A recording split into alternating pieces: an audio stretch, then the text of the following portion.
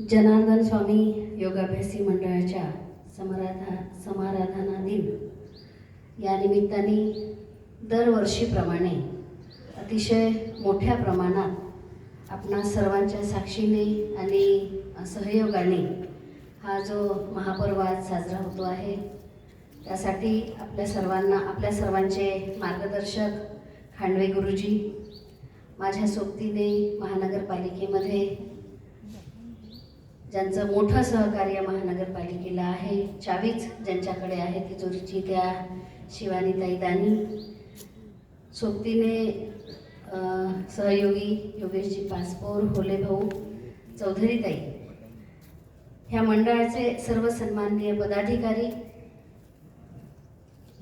आजच्या कार्यक्रमासाठी म्हणून ज्यांनी सगळ्यांनी मेहनत केली ते सगळे, आणि खऱ्या अर्थाने वर्षभर 365 दिवस मंडळाच्या वतीने आणि स्वामीजींच्या कृपेने, त्यांच्या आशीर्वादाने, त्यांच्या प्रेरणेने शहरभर सर्व ठिकाणी जे सगळे योग साधक आहेत सर्वांना नमस्कार करते.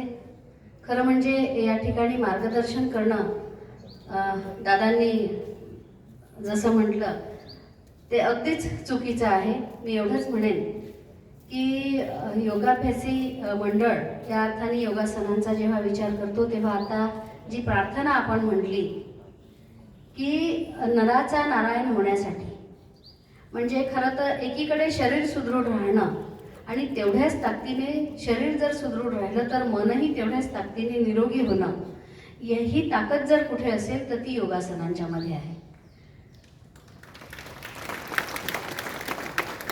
आणि खऱ्या अर्थाने म्हणजे 21 जून आपण जागतिक योगासनाचा दिवस या अर्थाने माननीय मोदीजींच्या नेतृत्वात त्याला जागतिक मान्यता मिळाली. जगाला एक मोठी देणगी देण्याचं अतिशय महत्त्वाचं काम जे आहे ते भारतवर्षाने केलं आहे आणि त्याला एक प्रचंड खूप मोठी प्राचीन परंपरा आहे. त्याच्यामुळे आपण नवं काही करतो असं नाही, पण ते खरं आहे की ज्या गोष्टीचं कुठेतरी विस्मरण होते आहे आणि मग ती जर ग्लोबल होत असेल तर त्याचं जे आचरण आहे ते अधिक ताकदीने आपण सगळे करणार आहोत. पण मुळात जे आहे ती खरं पाहिलं तर ही आपली मूळ संपत्ती आहे. आणि म्हणून जनार्दन स्वामींच्या माध्यमातून त्यांनी जे आपल्याला सगळं सांगितलं आहे, हे सर्व करत असताना आपल्या सर्वांच्या मनामध्ये म्हणजे इथे साधारणतः भारतीयांची जी स्थिती आहे मनाची ती अशी आहे की आपलं आपल्यासाठी नाही जगायचं. आपण आपल्या वाट्याचं थोडं जगणं पूर्ण होत असताना खऱ्या अर्थाने आपण समाजासाठी जगलं पाहिजे, आपण समाजाचं देणं लागतो, ही आपली मूळ धारणा आहे. आणि म्हणून ही जी धारणा आहे ही पूर्ण करायची असेल तर आपल्याला तेवढ्या ताकदीने आपलं मन आणि शरीर, दुसऱ्याला जर काही द्यायचं असेल तर आधी आपण संपन्न असलं पाहिजे. आणि त्यासाठी योगाभ्यास याच्यासारखा दुसरा कुठलाही अधिक उपयोगाचा आणि दुसरा कुठलाही म्हणजे महत्त्वाचा मार्ग नाही, हा सर्वाधिक महत्त्वाचा मार्ग आहे. त्या अर्थाने आपण सगळे एकत्र येऊन योगाभ्यास करतो. आपण आपल्यापुरता करत नाही. या ठिकाणी जेवढे सगळे लोक, मला माहिती आहे की अनेक चेहरे, 2, 4, 10 चेहरे किमान मला असे माहिती आहे की ते आपल्या ताकदीने आपल्यापुरतं नाही ठेवत, तर त्या भागातील लोकांना आज अतिशय मोठ्या प्रमाणात, म्हणजे नगरसेवक झाल्याच्या नंतर तिकडे महापौर झाल्याच्या नंतर पुष्कळदा अनेक लोक असं विचारतात किती वाजता होते सुरुवात. अनेक वेळा सुरुवात 6 वाजता होते.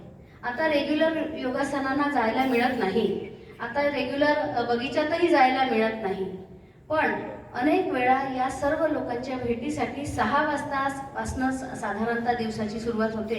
आणि मग हे सगळे जे लोक आहे हे अतिशय मोठ्या संख्येमध्ये आपण सगळे मिळून जे काम करतो, केवढं करतो की समाजात जे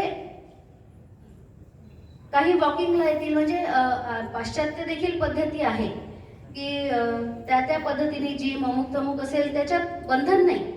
आपण अनेक ठिकाणी पाहतो की सगळे जिम जे आहे, आपली जी तरुणाई आहे ती अनेक वेळा दिवसभरात त्यांना जेव्हा शक्य असेल, अर्थात त्याचं आपलं वेगळं महत्त्व निश्चितपणे आहे, ते दिवसभरात केव्हा तरी जातात, ज्याला जसं वेळेचं शक्य असेल त्याच्यानुसार, त्यांच्या कामाच्यानुसार, किंवा कधी मग आता ठीक आहे ना, आरामात केव्हा तरी उठायचं, जायचं आणि आपलं जिम करून आपलं शरीर असं म्हणजे सुदृढ ठेवायचं, ते महत्त्वाचंच आहे.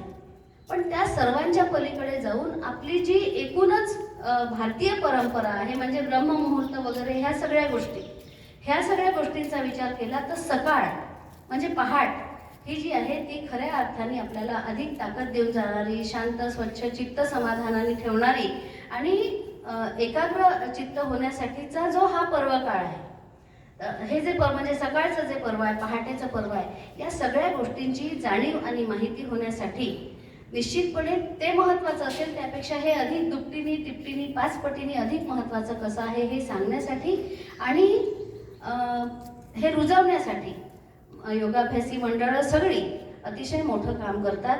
आत्ता परवाच काही दिवसांच्या पूर्वी गुरुजी बापूनगरच्या देखील त्या भागामध्ये येऊन गेले. म्हणजे ते भेटतच असतात, कुठेतरी एक तर भेटत असतात किंवा त्या ठिकाणी ते आहेत, येऊन गेले किंवा सातत्याने त्यांचं मार्गदर्शन म्हणजे आपल्या सर्वांचं मार्गदर्शन त्या ठिकाणी आहे हे माहिती होत असतं. मी एवढंच म्हणेन की आपण एक अतिशय चांगलं कार्य सगळे मिळून करतोय. मी खरं म्हणजे मला जमेल का नाही आज जरासं बाहेरगावी जाऊन 9 वाजेपर्यंत वगैरे परत यायचं, असं वर्धेला जायचं असं ठरवलं होतं.